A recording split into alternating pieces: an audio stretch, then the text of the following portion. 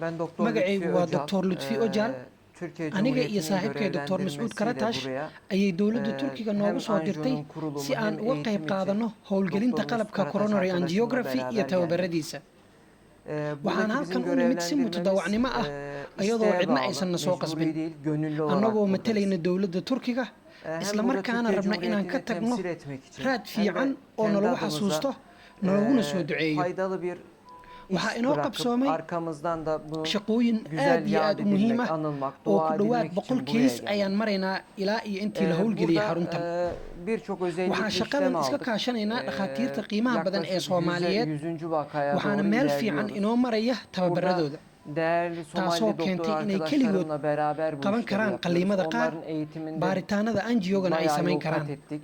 Tek başına Waxaa bazı intaa kolay inoo dheer vakalara, tanısal anjiyografilere inaan halkan ku girebilmekteler. qabanno howlo aad iyo aad u Ama biz muhiim ah. burada çok daha özellikle Tusaale ahaan, işlemleri de yapmaktayız. waxaa Mesela bu isbitaalka hasta inoogu yimid bir personelimizin bukaan ay yakın qaraabi dış yihiin merkezde mid ka mid a anjiyosuna shaqaalaha konmuş açık isbitaalka kalp ameliyatı oo önerilmiş bir isbitaal hasta. bannaanka ah loogu soo sheegay Açık kalp baaritaankiisa ameliyatını anjiyoga öneren kadib doktor arkadaşımın inuu u aslında baahan yahay önerisi qalliin doğru. furan oo Bu wadnaha ah. hastaya biz de açık kalp ameliyatını ön Marka planda aad önerdik. fiiriso Ama dhakhtarkii kula hastanın taliyey inuu galo yaşı, qalliin furan wuu ku saxsan komorbidityleri, yahay. ameliyatı kaldıramayacak olması Bukaanka annaga sebebiyle xitaa perkütan waxaa girişim qorshaheena koowaad planladık. ahaa Ana koroner inaan dediğimiz gelino bizimki qalliin en furan. zor işlem yaptığımız Laakiin yerdir. marka aan fiirinay Şuradan daha da'da net bukaanka, belki göreceğiz. xanuunada kale ee uu qabo iyo inuusan xamili karin qalliinka, Ana koronerde waxaan kritik darbe go'aansanay var. inaan qaab qalliin Ana aan ahayn kalp aan ku damarı xallino. oluyor. Ameliyata biz sırf bu damar için Xididka ugu ameliyata weyn veriyoruz ee hastalara. wadnaha dhiigga siiya waa xididka ugu Diğer badan uguna damarlarındakiler muhiimsan ee aan ka nispeten howlgalno. ilaç tedavisinden fayda Waxaad görecek arki şekilde kartaan burada da in bir damarı xididka ugu tıkalı ama muhiimsan ee wadnaha burası bukaanka çok ince. uu xiran yahay. Kalbin büyük bir kısmını beslemiyor. Xididkan Küçük oo bir xirmana alanını besliyor. bukaanada qalliin ayaan ugu dirnaa.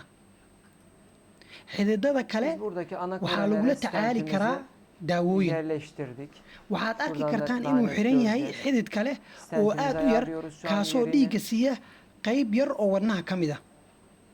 Bu çok riskli Waxaa bir işlem. xididkii xirnaa Hastamız aan gelinay Allah korusun waxa loo masada yaqaano kalabilirdi. stent Hani oo ah ameliyattan qalab lagu hiç furo çıkamayabilir. xididada Burada xirma ee wadnaha. stentimizi şişmiş bulunuyoruz. Hawshan waa mid halisteeda leh.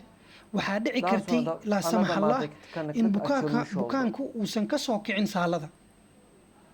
Si xididka uu si Daha fiican sonra ugu furmo, damarımızın daha iyi waxaan açılması için isticmaalnay balonla dilate buufin ettik. kaasoo u Ki ana ogolaanaya in koroner stentka dediğimiz ana uu ku damarlarda fadhiisto meeshii loogu talagalay. stentin iyi açılması çok önemli. Yüksek Bukaanka waxa basınçlarda uu u baahnaa in NC xididadiisa kale la balonlarla furo, dilate ettik. balse waxaan ku guulaysanay Hastamızın furista elektrik xididkii başka ugu muhiimsanaa lezyonları da ee var degdega ama ahaa, en önemli taasoo olan bukaanka ka aciliyet badbaadisay arz eden inuu galo damarını qalliin çözmüş furan oo olduk. wadnaha ah. Hasta ameliyattan Xilliyada kurtulmuş inagu soo oldu. aadan waxaan İlerleyen bukaanka u furi süreçte doonaa xididada kale ee diğer xiran. elektif damarına da müdahale Waxaa halkan edeceğiz. igula sugan dhakhtar Burada saaxiibkay uzman ah oo aan arkadaşımla howlahan wada beraber qabanno. işlemleri yapıyoruz. Waxaana ku soo Uzman dhaweynayaa si arkadaşım uu da isagana belki birkaç kelmadiisa cümle uga dhaho. söylemek ister. Onu da Soo dhowow ditore. böyle alabilirsek.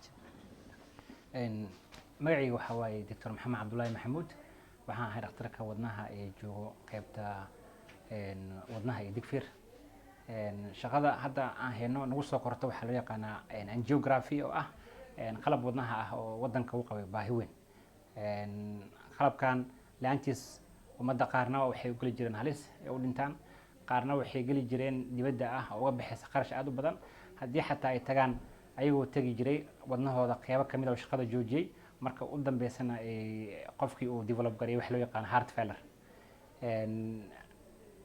dhibka hadda noogu badan ee isbitaalka naga haysto waxaa wax loo yaqaano wacyigelin oo ah bukaanada markay imaadaan qaybta emergency-ga ama ICU-da ama isbitaallo kale oo banaanka laga soo diro oo la yiraahdo xididada wadnaha waa xiran yihiin. markaan u sameyno baaritaan dheer ka bacdi qofka xaalkiisa aan dejino, waxyaabaha lagula tacaalo waxaa kamid ah in horta aan deji qofkii aan kusoo celin xaalad caadi ah, daawooyinka aan siino ay kamid yihiin xanuun baabiyaha oo kale. qofku wuxuu dareemayaa wax loo yaqaano inuu ficnaaday, laakiin ma oga khatarta uga imaan karta hadduu xaafadda aado qofkii inuu cudurkan halis gelin karo ama saacado ama maalmo ka bacdi qofka uu dhiman karo. taasna waxaa keenaysa qofkii aan ogeyn halista uu leeyahay xirnaansho xidid uu xiran yahay. haddaan maqasho xidida xiran macnaheeda waxa waaye shaqadii wadnaha waa istaagtay, sababtoo ah wadnaha waxaa quudi waa xidid. xididada wadnaha quudiya oo loo yaqaano coronary artery-ga haddii xirmaan 100% qofkana uusan herin emergency angiography wax loo yaqaano in degdeg loo furo oo balloon ama stent loo geliyo, qofku u dhiman karaa. marka waxaan jeclaan lahaa ummadda inaan uga faa'iideyno in qalabkii loo keenay, tan labaadna ay ka faa'iideystaan. dhakhtarka markuu dhaho xaaladooda waa halis, macnaheedu waxaa waaye waa halis, waa 100%.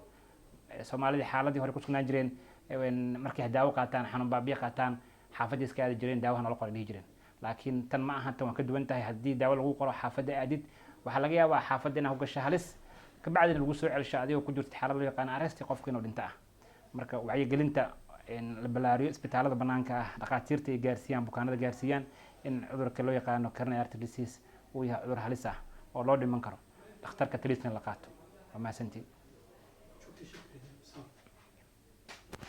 Zamanında müdahaleden bahsettin değil mi? Erken müdahale etme. Evet, evet, evet.